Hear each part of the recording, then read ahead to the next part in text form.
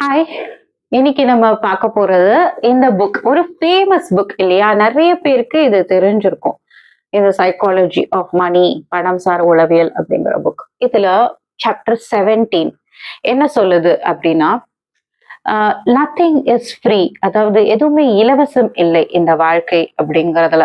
அதாவது நீங்க ஒரு கார வாங்கணும் அப்படின்னு நினைக்கும் பொழுது, அந்த காருக்கான விலை உங்களுக்கு ஒரு அபராதமா தோணலாம். அப்படி தோணுச்சுன்னா, அந்த காருக்கான உங்களுடைய அந்த கம்ஃபர்ட்ட நீங்க அனுபவிக்க முடியாம போகலாம். அதற்கு வாங்கினாலும் அதற்கான சில அதெல்லாம் நீங்க பே பண்ணி தான் அந்த கார யூஸ் பண்ற மாரி இருக்கும். அதே போல தான் வாழ்க்கையில உங்களுக்கு ஒரு 20% ஆஃப் அந்த சேவிங்ஸ நீங்க இழக்கிறனால, நீங்க எவ்ளோ கெயின் பண்றீங்க? உங்களுக்கு என்னென்ன லாபம் அதுல கிடைக்குது? அப்படிங்கிறது தான் நீங்க பார்க்கணும்.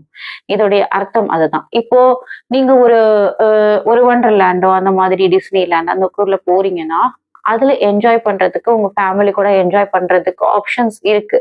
நெறைய பேர் அத யூஸும் பண்றாங்க. பட் அதோடைய என்ட்ரன்ஸ் ஃபீஸ், அதோட டிக்கெட் ஃபீஸ், ஒரு பெனால்டி, ஒரு அபராதமா நீங்க நெனச்சீங்கன்னா, அதுக்குள்ள நீங்க அந்த இது என்ஜாய் பண்ண முடியாமலேயே போயிடும். ஸோ நீங்க எதை இழந்து எதை வாங்குகிறீர்கள் அபரிதமாக அப்படிங்கிறது தான் இதோடைய கான்செப்ட். Thank you.